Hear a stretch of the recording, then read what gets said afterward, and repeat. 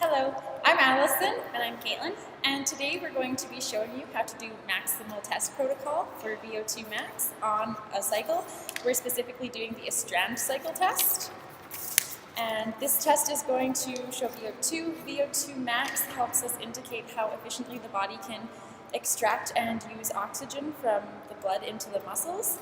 And having a great VO2 max makes endurance activities and repetitive motions such as walking the dog or hiking a lot more doable and easier to perform.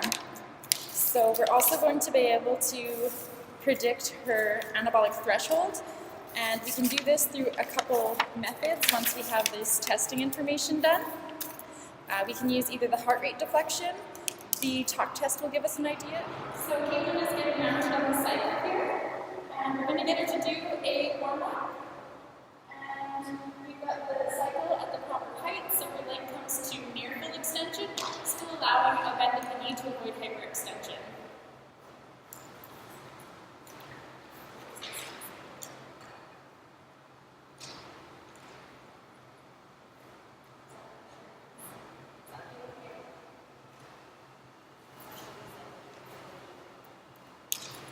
Since this is a maximal test, the client has to be in perfect health condition and not have any worries about physical dysfunction during the test. We're going to keep track of her heart rate, the intensity of the workout, her rate of perceived exertion, as well as we'll be doing the speech difficulty test.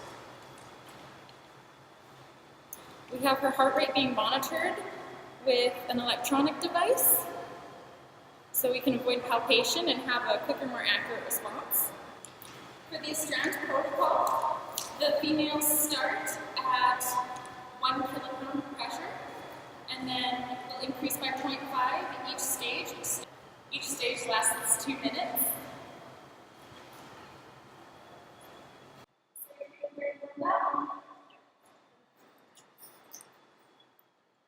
And Kaitlyn has been warming up for 3 minutes, which is sufficient. We're going to enter to the first stage. So we're going to change to PE. And we're remain here for 2 minutes. And we're taking her heart rate, RPE, and receive speech difficulty at the end of every minute. So with speech difficulty, she'll be talking for about seconds to give us an idea of how easy it is for her to communicate.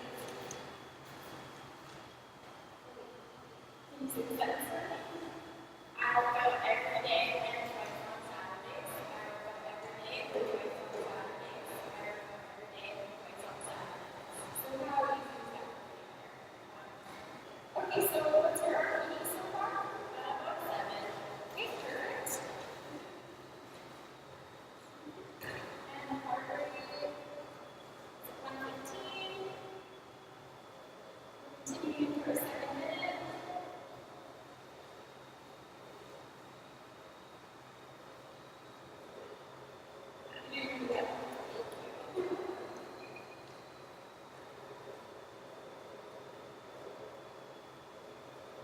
Anytime you feel that you're running through test, just let us know and get you moved down.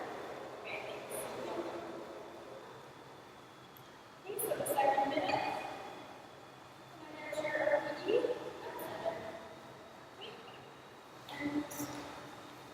And I'm saying very again. I work out every day and twice on Saturdays. I work out every day and twice on Saturdays. I work out every day and twice on Saturdays. And how would you hear that? Okay, so it's still very easy. We just expected a second part of the test because we're still in our first workload.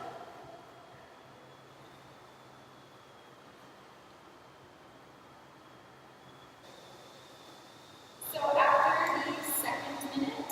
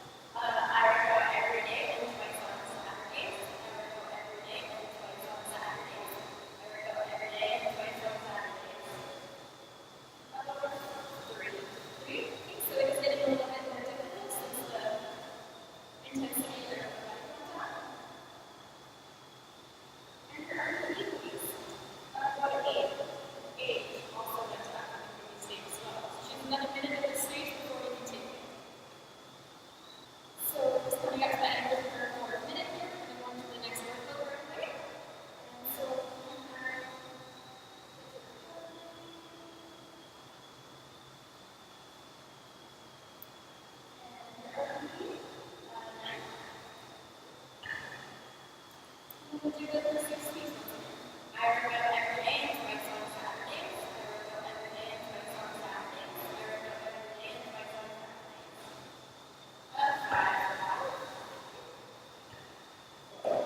And we're moving on to 2 KB for this next minute here. Are we on the way?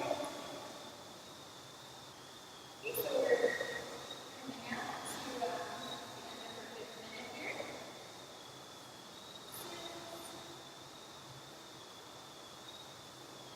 And for our PD, go to 9. And then once again, I work out every day and twice on Saturdays. I work out every day and twice on Saturdays. I work out every day and twice on Saturdays. About 7.5 to 8. Okay, so it's starting to get a little bit difficult.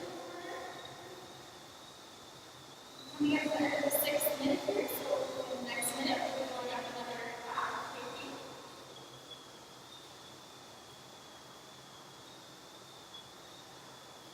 And for our PD, 12. I work out every day and twice on Saturdays. I work out every day and twice on Saturdays. I work out every day and twice on Saturdays. 8. So a little more difficult today.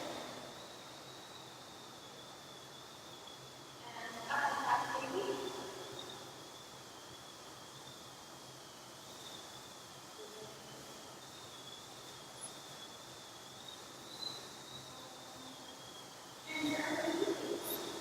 12.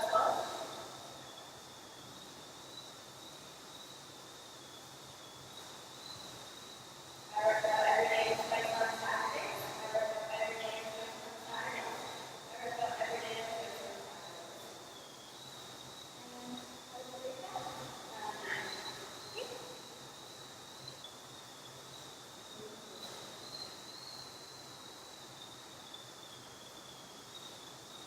And for our PD, 15.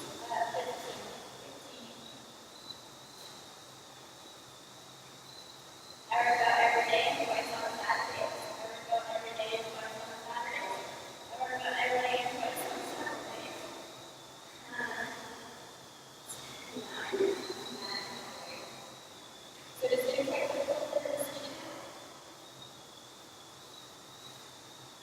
We can pay attention to this a lot of the signs the client gives us. You start to feel a little bit fatigued, a little bit more movement while you perform some of the cycling. Also, you can hear the method a little bit more later. It's important to watch out for your level of confidence and distress.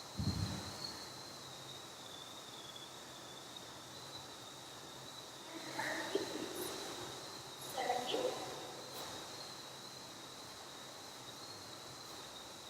I work out every day and twice on Saturdays. I work out every day and twice on Saturdays.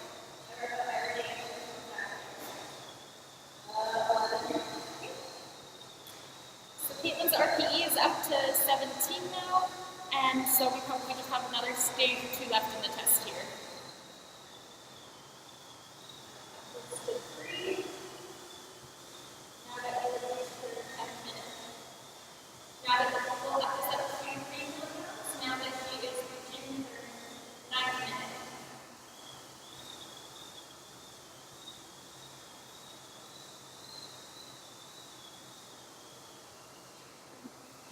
Did you do even time to get up to 15?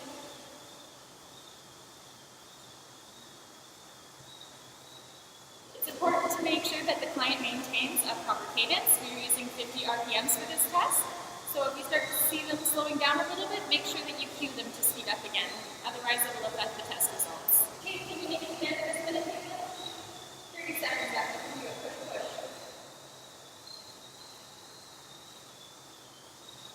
You're really well. Almost there, almost there. All right, we're done. So 195, enter our keys. 220. I work out every day and twice a day on Saturdays. I work out every day and twice a day on Saturdays. I work out every day and twice a day on Saturdays.